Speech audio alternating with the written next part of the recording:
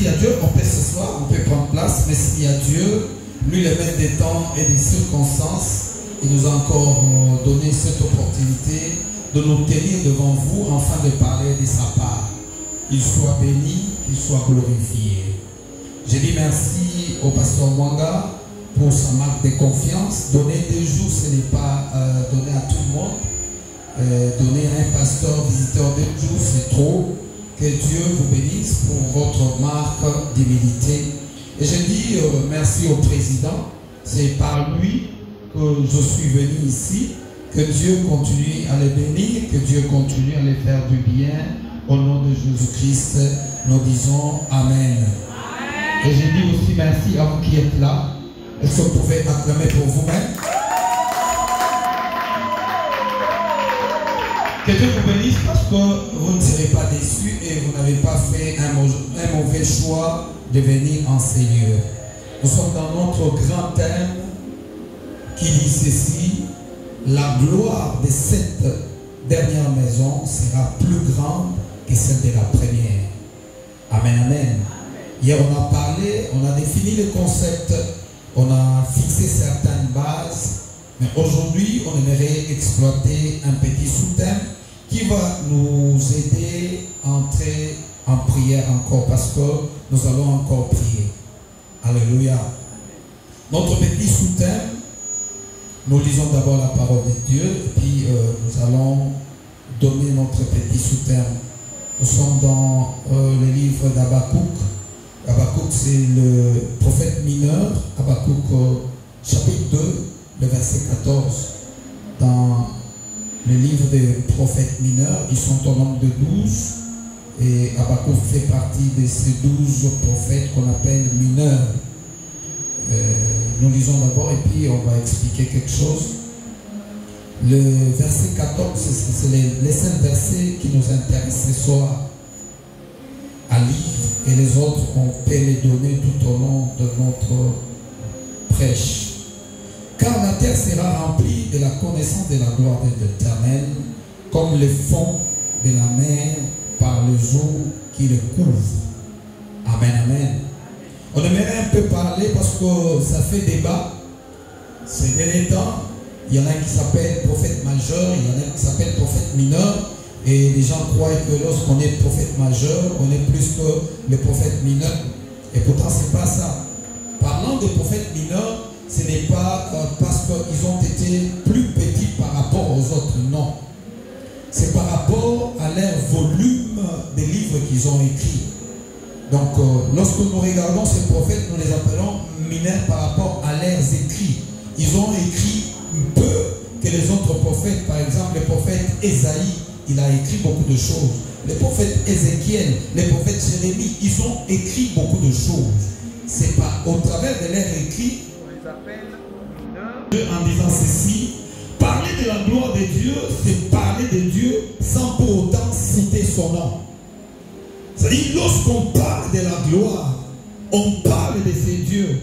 Même si on ne veut pas citer le nom, mais la gloire, c'est notre Dieu. C'est-à-dire, la gloire est égale à Dieu, parce que Dieu réside dans la gloire. Amen, amen. Dieu siège dans la gloire. Ainsi, lorsque nous parlons de la gloire, nous parlons de Dieu. La gloire de Dieu est le fil conducteur de toute l'histoire de la Bible. C'est-à-dire quoi? Quand on parle du fil conducteur, on voit la fibre, on voit la liaison, on voit l'attachement. Donc, au début, du commencement de la Genèse jusqu'à Apocalypse, on nous parle que de la gloire de Dieu. La gloire de Dieu est révélée dans tous les livres de la Bible. Parce qu'on parle de Dieu. Nous allons dire que la gloire de Dieu, elle est christocentrique. C'est-à-dire, elle incarne Christ. Elle concerne Christ. On ne peut pas parler de la gloire de Dieu sans pour autant parler de Jésus-Christ. La gloire de Dieu, elle est aussi eschatologique. C'est-à-dire, elle concerne même la fin. Raison pour laquelle il y a 3 étapes de la gloire. Il y a ce qu'on appelle la gloire par positionnement.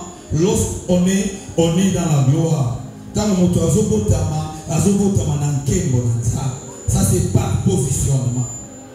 Il y a aussi la gloire qu'on appelle la gloire progressive, c'est-à-dire celle qu'on reçoit progressivement. Au fur et à mesure, on est en train de vivre sur la terre des hommes, on est appelé de vivre cette gloire. Alléluia. Et la gloire par positionnement et la gloire progressive disparaîtront. Mais nous allons rester avec une gloire qu'on appelle la gloire eschatologique. C'est la gloire eschatologique qui est éternelle. Donc ce que nous vivons, nous allons dire, on sera béni, on va se marier, on sera ceci, ça va passer. Mais ce qui est éternel va rester. Dis-le dans le Seigneur, au-delà de tout ce que nous avons besoin, cherchons ce qui est éternel, cherchons ce qui est eschatologique. Ce qui est éternel est immuable, ça ne change pas. Quel que soit le temps que ça peut prendre, notre Dieu est éternel et nous aurons aussi une gloire éternelle. Dans la gloire éternelle, il n'y aura pas de plaies, il n'y aura pas de grincement de dents, il n'y aura pas de ceci, il n'y aura pas de mort. Nous serons éternels dans cette gloire. Je crois et je suis en train de prophétiser à une personne en Seigneur en disant que dans cette gloire, tu feras aussi partie de cette gloire. Non, non, si c'était moi, j'allais dire un amen fort. Quel que soit le temps que tu es en train de passer, que tu manges, que tu ne manges pas, que tu manques, que tu ne manques pas, mais ce que tu ne manqueras pas, c'est la gloire eschatologique. Tu peux tout manquer, mais ne manque pas. Ce qui est éternel, c'est ce qui est attaché à Dieu, c'est ce qui est accroché à Dieu. Ce qui est éternel, c'est ce qui fait notre force.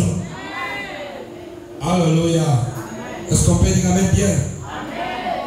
Nous allons dire que le rôle central de la gloire, ou soit le rôle primordial, le rôle qui est important de la gloire de Dieu, c'est celle de témoigner. Elle témoigne quoi? Elle témoigne des choses. Elle témoigne la variété de la manifestation de Dieu.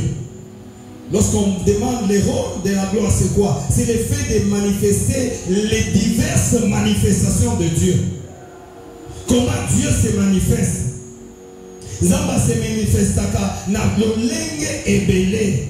Notre Dieu n'est pas un Dieu uniforme. Le kolasala ki lobi ne akosala lelote lelo akosala lolenge mususu. Soke zaki ngana lo bamana.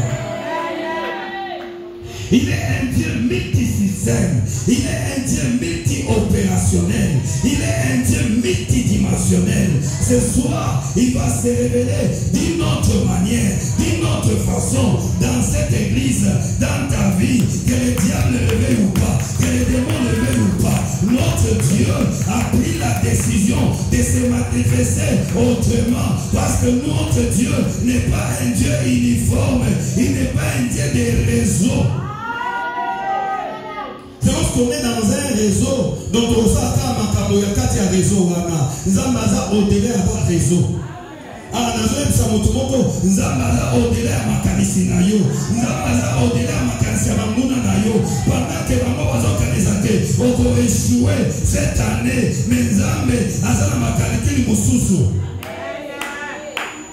Alléluia. Les bons calculs, ce n'est pas celui qui vient des hommes, mais les bons calculs est celui qui vient de Dieu. Alléluia. Celui des hommes peut échouer. Si Dieu ne décide pas, personne ne peut décider à ta place. Personne ne peut décider pour ta vie. Mais Dieu a un projet de bonheur et non de malheur. C'est-à-dire Dieu a déjà pris une décision. Personne d'autre a koya na sima ya Nzambe que l'on a projet à bonheur wana. Alléluia. Bienvenue dans le Seigneur. Celle-ci se révèle premièrement. Elle s'est révélée au travers de la création de Dieu. Au travers de la création, lorsque nous lisons la parole de Dieu, la Bible dit en Genèse 1, la terre était informe et vide. Dans notre version, on dit la terre était tohi-boui. Il y avait une certaine confusion. Mais il y a un Dieu qui a commencé à créer. Le fait de créer, c'était la gloire. Parce que ces choses n'existaient pas. Il n'y avait rien, c'était vide. Un Dieu s'est tenu debout. Il a commencé à prononcer que la terre soit. Et la Bible dit la terre fut. Et Dieu a commencé à prononcer. Le ciel est apparu. Les eaux est apparu. Il y avait des ténèbres. Et Dieu a vu que les ténèbres n'étaient pas bons. Il a créé la lumière. Je suis venu dire ce soir une personne. Mon Dieu a décidé de créer la lumière dans ta vie. Non, non, ton Dieu a décidé ce soir de créer de bonnes choses. Le Dieu de cette église a pris la décision. Il est le créateur. Il va créer ce que tu n'avais pas. Si tu étais vide, tu ne sortiras pas des seigneurs vides. Parce que le Dieu créateur a pris la décision d'appeler à l'existence ce qui n'existait pas dans ta vie. Tu le verras, tu le palperas. Les autres qui ne veulent pas, ils ne verront pas. Mais toi tu le verras. Parce que tu es la créature de Dieu, parce que tu es le Pélé de Dieu, parce que tu es le roi de Dieu, l'éternel Dieu a pris la décision avant que tu entres en 2025, tu vas vivre des créations de Dieu. Ah, si c'était moi, j'allais dire un amen fort. Le Dieu créateur, il va créer, bien-aimé dans le Seigneur, ne pleure pas, ne préniche pas, ne te lamente pas. Au-delà de tout ça, tu es un Dieu qu'on appelle le créateur. S'il a créé le ciel, s'il a créé la mer, s'il a créé la terre, pourquoi pas créer tout ce dont tu as besoin?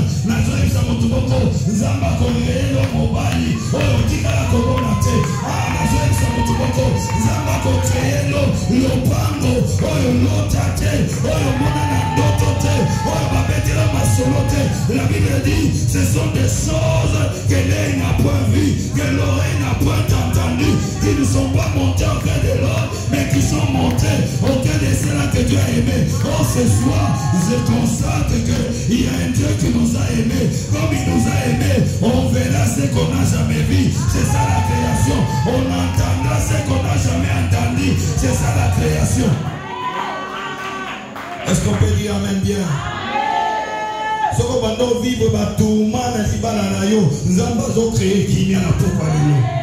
Non, ce qui va faire naïo, et bien qui contrôler, et bien qui comboiter, nous avons créateur, nous avons créé yo, on reçoit ma client et belé, on connaît les bossos, on va caler on connaît un chômage, on connaît mon bongo n'a rien qu'on croyait, mon bongo n'a rien qu'on fouluka, parce que le Dieu créateur, il me dit de te dire, l'or est à moi, l'argent est à moi, il te donnera l'argent que ton mari ne t'a jamais donné, que ton travail ne t'a jamais donné, que ta femme ne t'a jamais donné, aucune personne de ta famille n'a jamais pensé à te donner, mais ce Dieu-là, il te donnera à coup sûr, que les hommes le veuillent ou pas. Au nom de Jésus, reçois cet argent, reçois la prospérité, reçois la créativité. Lorsque Dieu crée des choses nouvelles dans ta vie au nom de Jésus. Donc si j'étais moi, j'allais dire amen. Ce qui t'est compliqué ne te compliquera plus,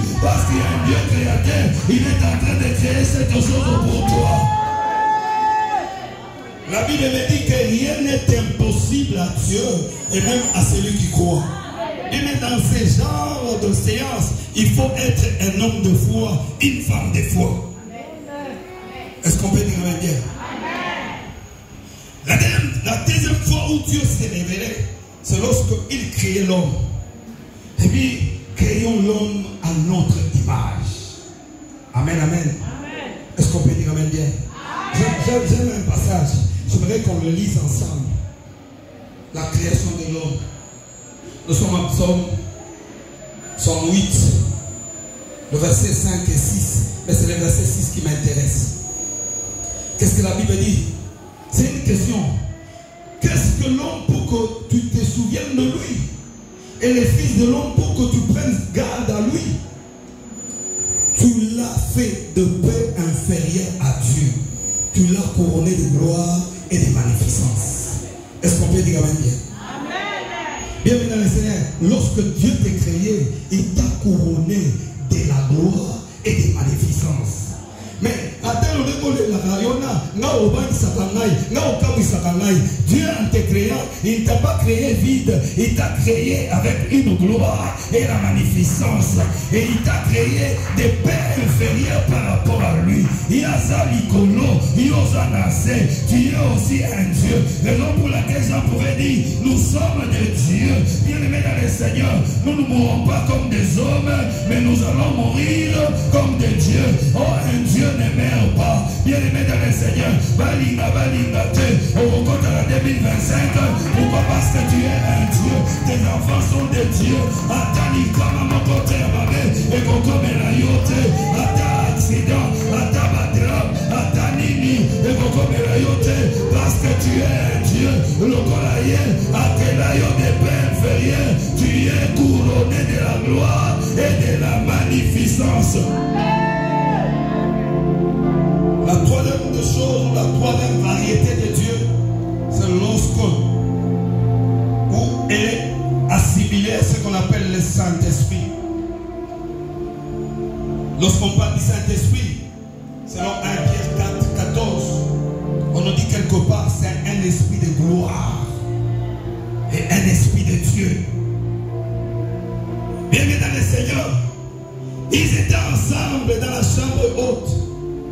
Ils étaient là, leurs maîtres étaient enlevés, mais il les avait recommandé une chose: ne quittez pas Jérusalem jusqu'à ce que vous recevrez le Saint-Esprit, une puissance surnaturelle. Et le Saint-Esprit surviendra sur vous. Il sera votre consolateur. Il vous rappellera tout ce que j'ai dit. Est-ce qu'on peut dire amen bien? Le vrai conseiller, c'est le Saint-Esprit. Laisse que le Saint-Esprit puisse glorifier ton nom au nom de Jésus. Laisse que le Saint-Esprit puisse t'amener là où ton travail était incapable de t'amener. Non, laisse dire à quelqu'un, laisse que le Saint-Esprit t'amène là où tes études étaient limitées de t'amener. Là où ta famille était incapable, impossible, on n'avait ni pouvoir, on n'avait ni force. Que le Saint-Esprit t'amène au nom de Jésus. C'est comme ce jour-là, la Bible déclare, il y avait un homme qui a fait 38 ans à la piscine de Bethesda. Il était là.